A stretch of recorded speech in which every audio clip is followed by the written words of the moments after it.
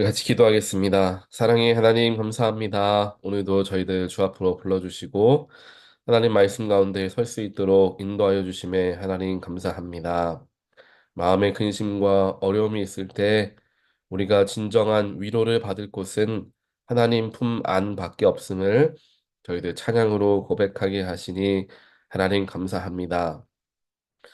세상에 줄 수 있는 기쁨과 또한 위로는 잠시 잠깐일 뿐인 것을 기억하게 하시고 우리의 마음에 정말 깊은 곳을 헤아리시고 치유하시는 분은 오직 하나님 한 분이라는 것을 저희들 어, 믿고 주 앞으로 나아가고자 애를 쓰는 우리 모두가 되게 하여 주시옵소서. 삶을 살아가다 보면 내 힘으로 감당하기 어려운 일들을 만나게 됩니다. 그럴 때마다 낙심되고 지치는 게 사실입니다. 하지만 그런 일들을 만난다라는 것은 하나님께 나아갈 기회가 우리에게 주어졌다라는 것을 또한 의미할 것입니다. 하나님 저희들 마음속에 어려움이 찾아오고 낙심되는 마음이 찾아오고 또한 문제가 찾아올 때마다 주 앞으로 나아가 주님께 아뢰고 주님께 쏟아냄을 통하여 그 문제와 어려움 때문에 내가 근심되고 내가 어쩌할 줄을 모르는 삶이 되는 게 아니라 하나님께 맡겨드림을 통하여 우리는 자유함을 얻고 주님의 역사하심을 기다리고 바라보고 경험하며 주님을 높이 찬양하는 그런 간증의 기회로 삼을 수 있는 그러한 삶이 될 수 있도록 하나님께서 저희들 가운데 함께하여 주시옵소서. 그렇게 살아가기 위해 우리의 마음속에 하나님이 함께하기를 원합니다. 성령님께서 동행하시기를 원합니다. 우리의 모든 생각과 모든 행동과 입술의 말들을 주님께서 주장하시고 지켜 보호하여 주셔서 저희들이 온전하게 주님의 손에 붙들린 자들로서 살아갈 수 있도록 하나님 또한 축복하여 주시옵소서. 이 모든 말씀 예수 그리스도 이름으로 간절히 기도합니다. 아멘. 오늘 하나님 말씀 함께 보겠습니다.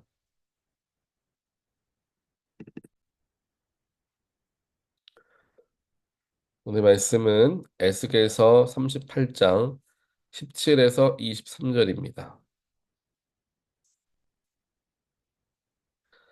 나 주 하나님이 말한다. 고가 내가 옛날에 내 종 이스라엘의 예언자들을 시켜서 말하여 둔 사람들 가운데 하나가 바로 너다. 예언자들이 여러 해 동안 예언하기를 내가 너를 끌어들여서 이스라엘을 치게 할 것이라고 말하였다. 곡이 이스라엘 땅을 쳐들어오는 그날에는 내가 분노를 참지 못할 것이다. 그때에 내가 질투하고 경노하면서 심판을 선언하여 이스라엘 땅에 큰 지진이 일어나게 할 것이다.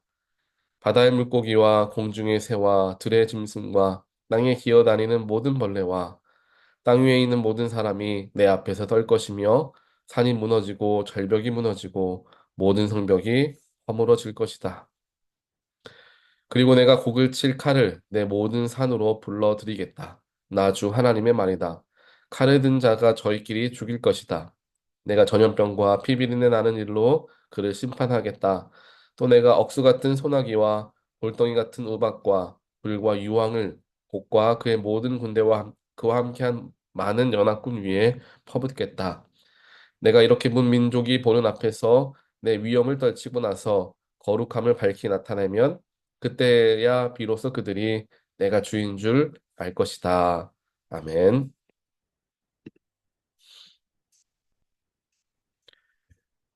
오늘 우리가 에스겔서 이제 38장 말씀 우리 함께 보는데요. 이제 지난번에도 한번 나왔던 이제 곡이라는 곳이죠. 곡이라는 것은 이제 이스라엘을 치기 위해서 연합하여서 만들어진 그런 나라들을 의미합니다. 이 곡이라는 나라가 곡이란 연합군이 이제 하나님께서 그들을 사용하셔서 이스라엘을 치게 하시죠. 그래서 그로 말미암아 이스라엘은 큰 환란을 겪게 됩니다. 큰 고난과 환란 속에서 그들이 어찌할 바를 알지 못하며 그들의 나라가 멸망을 눈앞에 두고 모든 이들이 마치 혼이 빠져나간 것과 같이 넋이 나간 그러한 상황까지 가게 되는 것이죠. 하지만 이것까지도 하나님께서 복을 통하여서 주시는 이스라엘을 향한 연단이었음을 오늘은 오늘 말씀을 통하여서 알게 됩니다. 하나님께서 이스라엘을 이끌어 나가시는 모든 과정들 속에서 하나님은 아무 어떠한 것도 의미 없이 주어지는 일들을 허락하여 주시지는 않으셨습니다. 모든 것들이 이스라엘 백성과 하나님과의 관계 속에서 이루어지고 있었고, 그 관계 속에서 이루어진 일들은 이스라엘 백성들이 하나님께 더 가까이 나아오고 하나님을 신뢰하게 만들기 위한 하나님의 의도가 담겨져 있는 일들이다라는 것을 우리는 말씀을 통하여서 기억하게 됩니다. 오늘 말씀도 마찬가지죠. 하나님께서 곡을 사용하셔서 이스라엘을 치시는데 그 치시는 이유가 분명하죠. 이스라엘이 하나님으로부터 너무나 멀어져 있었기 때문입니다. 그들의 삶에 취해서 그들이 할 수 있는 게 너무나 많았기 때문에 하나님을 믿는다라고 하고 살아가고는 있었지만 또 하나님의 백성이다라고 하고 제사도 드리고 있었지만 그와 동시에 이제 세상의 많은 우상신들도 함께 섬기고 있었던 가장 타락했던 때를 살아가고 있었기 때문에 하나님께서 무언가 하지 않으실 수가 없으셨던 겁니다. 우리의 삶에서도 가장 큰 위기를 경험하는 때는 언제냐면은 하나님께 나아와 예배도 드리고 내가 신앙생활도 하는 것처럼 느껴지는데 그와 더불어서 다른 세상적인 일들에 빠져 있을 때를 가 가장 우리 영적인 위기입니다. 이것은 무슨 이야기를 하냐면 주일에 뭐 매주는 아니더라도 그래도 주일에 예배를 나가려고 노력하고 또 예배를 드리고 그렇게 하나님을 믿는다라고 스스로는 생각을 합니다. 영적으로 조금 위안을 하죠. 하지만 깊이 들여다보면은 그냥 주일에 잠깐 예배 드리고 하루 예배 드리고 와 오고 그 다음에는 평일에는 세상 속에서 다른 세상 사람들과 다름없이 살아가는 일들을 하고 있는 것이죠. 하지만 마음 한켠으로는 오늘 주일 예배 갔으니까, 지난주에 갔으니까 괜찮다라는 마음의 위로를 얻는 거죠. 즉, 신앙생활하는 게 나의 죄책감을 조금 씻어내기 위해서 의무감으로 또한 내 스스로를 영적으로 좀 위로하기 위해서 하는 그런 단계에 들어갈 때가 있다라는 것입니다. 그런 단계가 어찌 보면 가장 위험한 때입니다. 왜냐하면 나는 하나님을 믿고 있다라고 착각하고 있기 때문이죠. 하지만 삶을 들여다보면 세상에 빠져서 교회는 마당만 밟고 가고 세상에 더 많은 기쁨과 세상에서 얻어지는 수많은 악한 일들을 하며 살아가는 경우들이 많지만 깨닫지를 못한다는 거예요. 자신이 하나님께로부터 멀어졌다는 것을 깨닫지 못하는 거예요. 오히려 교회로부터 아예 떠나가게 되어서 오랜 시간 동안 내가 하나님께로부터 멀어져 있다가 그 멀어져 있었던 그 순간, 어느 순간 하나님께서 내 마음을 돌이키게 하시고 내가 다시금 내가 이렇게 하나님께로부터 멀어졌다라는 것을 깨우치는 날이 더 빨리 오게 되는 게 나을 수도 있다라는 것입니다. 교회 마당만 밟고 가고 뭐 가끔씩 주일 예배 드리고 이렇게 나는 신앙생활한다라고 착각하며 평생을 살아가는 것보다는 조금 뭐 몇 달 혹은 1년씩 하나님께로부터 아예 멀어져 있다가 내 뒤를 돌아보고 내가 하나님께로부터 이렇게 멀어졌구나라는 것을 깨우치는 게 오히려 우리에게는 나을 수도 있다라는 사실이죠. 이스라엘 백성들이 바로 그와 같은 때를 똑같이 보내고 있었습니다. 우리는 하나님의 백성이고, 우리는 예배도 드리고, 하나님을 섬기는 일들도 합니다. 율법에 따라 살아갑니다. 하지만 그와 더불어서 우상신도 섬기고 세상 일도 하며 살아갔기 때문에 자신들이 얼마나 큰 범죄를 저지르고 있는지조차도 모르는 그때를 보내고 있었다는 것입니다. 하나님께서 그들에게 깨우침을 주실 수밖에 없었죠. 하나님께서 그들을 향하여 채찍을 드실 수밖에 없었습니다. 이것은 자녀를 사랑하는 부모의 사랑의 징계가 되겠죠. 그 사랑의 징계함으로 오늘 말씀으로 분명하게 말씀하시죠. 그 사랑의 징계가 사랑의 징계였다라는 사실을 이제 말씀해 주십니다. 그래서 이스라엘이 곡 연합군으로 말미암아 어려움을 당하고 위기를 당할 것이지만 내가 어느 때에 이르러서는 곡을 다시금 쳐서 이스라엘을 회복하게 해 줄 것이고 그제서야 이스라엘도 그렇고 곡 연합군도 그렇고 온 세상이 하나님께서 진정한 왕 되시는 분이시다라는 것을 깨닫게 될 것이다라고 하나님께서 에스겔을 통하여서 말씀해 주시는 장면을 우리가 함께 보게 되는 것입니다. 그래서 어, 하나님께서 허락하여 주시는 모든 일들 속에서는 하나님의 의도가 담겨져 있다라는 것을 우리는 기억하고 하나님의 뜻이 무엇일까를 많이 고민해 보는 삶을 살아가는 자들이 하나님을 더 깊게 또 가까이 하나님을 느끼게 됩니다. 왜 나에게 이런 일이 일어났을까? 왜 누군가가 나에게 이런 말을 했을까? 왜 나의 삶에 지금 이러한 일들이 일어나고 있을까를 하나님의 관점으로 이해해 보려고 우리가 기도하면서 생각하다 보면은 그 속에서 하나님의 뜻을 발견하게 되는 경우들이 많습니다. 즉, 어떠한 삶의 문제와 어떠한 그 경험들을 하더라도 하나님과 연결해서 생각하려고 노력하는 삶을 기울이면 하나님이 나의 삶에 이렇게 깊게 개입하고 계시는구나. 삶의 이곳저곳에 하나님의 흔적이 굉장히 많구나라는 것을 느끼는 때가 옵니다.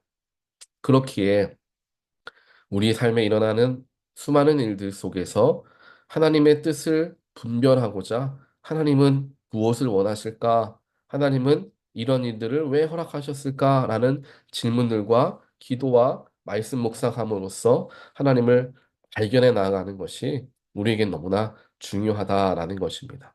또 그를 통하여서 결국 얻어지는 결과물은 무엇이냐? 나의 인생은 결국 하나님 손 아래 있구나라는 것을 우리가 깨닫게 됩니다. 그러니 하나님께 나의 삶을 맡기게 되겠죠. 하나님은 바로 이와 같은 관계를 저와 여러분들과 갖기를 원하십니다. 그냥 가끔씩 기도하고 어려움이 있을 때 찾아오는 그러한 단순한 관계가 아니라 우리의 일상의 수많은 일들 속에서 하나님의 뜻이 담겨져 있는 것을 내가 알아내고 하나님의 마음이 여기에 있구나라는 것을 알아내고 그것을 맞추어서 살아가고 교제하고 가까이 붙어서 살아가는 일들. 하나님은 그런 관계, 마치 에덴 동산에서 아담과 함께 거니시면서 수많은 이야기를 주고받으셨던 것과 같은 그러한 관계를 하나님께서는 저와 여러분들과 갖기를 원하신다라는 사실입니다. 우리가 이것을 기억하고 삶을 대하고 바라보면 분명히 하나님의 크심을 인정할 수 있게 되고 하나님의 또한 세밀하심을 발견할 수 있게 되는 것입니다. 우리의 삶에 때때로 찾아오는 어려움과 또한 역경들, 고난들이 있을 수 있습니다. 그 일들 속에서 왜 나의 삶에 이 어려움이 찾아왔는가 내 스스로 한번 생각해보고 기도해 볼 수 있어야 한다는 거예요. 물론 모든 것이 하나님이 나를 징계하시면서 깨닫게 하시기 위한 징계를 하나님이 직접 허락하신 것은 아닐 수도 있습니다. 하지만 많은 경우에 그 어려움과 고난 속에서 하나님의 뜻을 발견할 수 있죠. 고난을 하나님이 다 주셨다라기보다는 그 고난 속에 담겨져 있는 하나님의 마음을 발견할 수 있다는 사실입니다. 오늘 이스라엘 백성들에게도 고난을 당하고 있지만 그들이 포로로 잡혀가 있지만 그들에게 오늘 에스겔을 통하여서 이 말씀을 전해 주시잖아요. 내가 결국에는 너희들을 침략했던 나라들을 다 심판할 것이고 너희들을 회복하게 해 주어서 너희들이 내가 진짜 하나님인 것을 깨닫게 해 주겠다. 고난 중에 있었던 그들에게 위로가 되는 말씀이었던 거예요.